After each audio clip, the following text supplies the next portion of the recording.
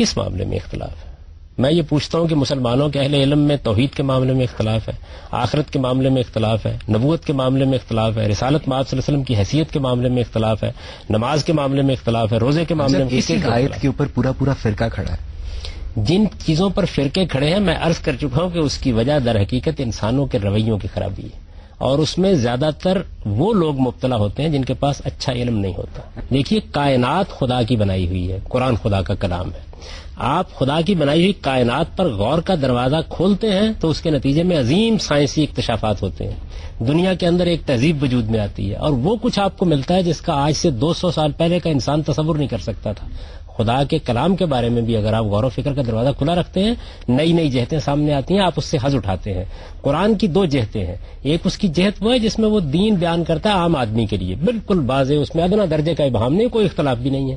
ایک وہ جگہ ہوتی ہے جو اہل علم کو سیراب کرنے کے لیے ہوتی ہے، اس میں تو اصل چیز یہ ہے کہ اتنی گہرائی ہوتی ہے بعض اوقات کہ مختلف شیڈز جب سامنے آتے ہیں تو آدمی محسوس کرتا ہے کہ جائیں جاست. یہی تو وہ کلام ہے کہ کرشمہ دامن دل می کشد کے جائیں جاست. جیسے اب صحیح بخاری کی ایک یہ بھی حدیث ہے کہ ہم نے قرآن مجید کو 7 حروف یعنی 7 ڈائلیکٹس میں نازل کیا تو میں جس میں آسانی ہو پڑھو.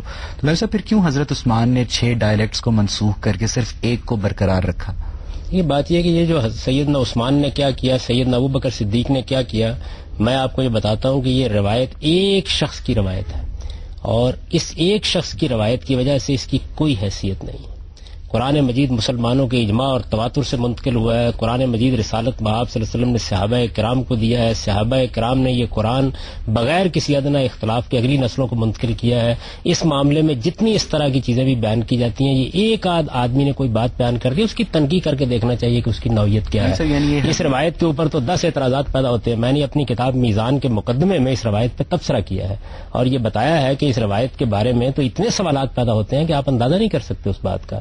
تو اس طرح کی چیزوں کی بنیاد پر قرآن مجید کی اوتھینٹسٹی، قرآن مجید کا استناد، یہ موضوع ہی نہیں بننا چاہیے. قرآن مجید 7 حروف پر نازل ہوا ہے، آج تک کوئی اس بات کا مطلب نہیں سمجھا سکا. امام سیوطی نے اس روایت پر نقل کیا ہے اور تنویر الحوالق میں یہ کہا ہے کہ اس کو متشابہات میں سمجھ لینا چاہیے.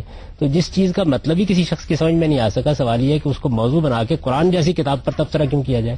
قرآن واضح ہے، قرآن بین ہے. قرآن مجید ہمیں جس طرح رسالت مآب صلی اللہ علیہ وسلم نے دیا اسی طرح ہمارے پاس موجود ہے، اور اسی حرف پر ہے، اسی قرات پر ہے. اس کو قرات عامہ کہا جاتا ہے، پوری مسلمان امت کو اس کے اوپر پڑھ رہی ہے. یہ قرآن مجید تو ایسی چیز ہے کہ آپ یہ دیکھیں کہ اس وقت بھی یہ صورتحال ہے، اس عہد زوال میں بھی، کہ رمضان کے مہینے میں ایک آدمی مسجد میں پڑھ رہا ہوتا ہے اور ہر مسجد میں پڑھ رہا ہوتا ہے اور 2 پیچھے تصحیح کر رہے ہوتے ہیں. تو یہ اس کا محتاج ہے کہ اس کو کسی شخص سے جا کے آپ نے لینا ہے.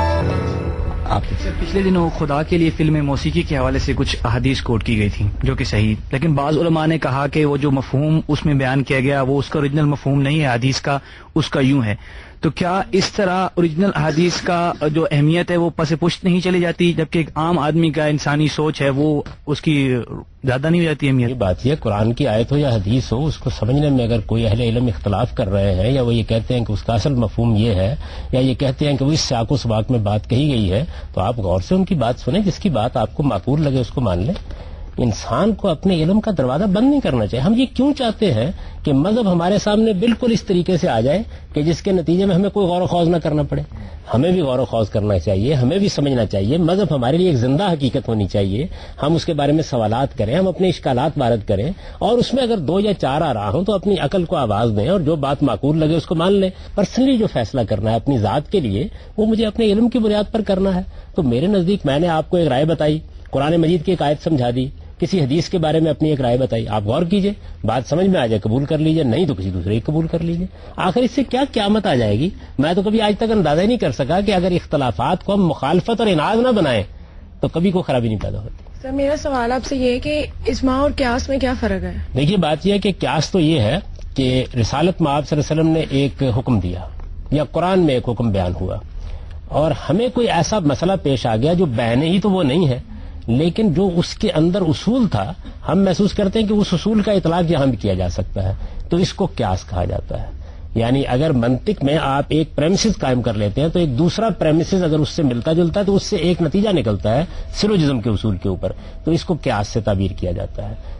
اجماع یہ ہے کہ کسی رائے کے بارے میں سب کا اتفاق ہو جائے. اجماع کی 2 تعبیریں ہیں.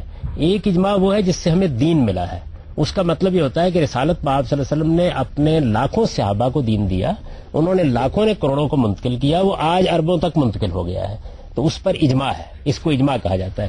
یہ کوئی دینی اصطلاح نہیں ہے, یہ دنیا میں تاریخی ریکارڈ جب بھی منتقل ہوگا تو دو طریقوں سے ہوگا, اجماع اور تواتر سے منتقل ہوگا یا اخبار احاد سے منتقل ہوگا. دنیا کی ساری تاریخ اسی طرح منتقل ہوتی ہے. مثال کے طور پر یہ بات کہ علامہ اقبال ہمارے قومی شاعر تھے, علامہ اقبال نے پاکستان کی تحریک کے بارے میں ایک کردار ادا کیا, علامہ اقبال نے فلاں کیا, یہ باتیں وہ بالاجماع سب لوگ مانتے ہیں.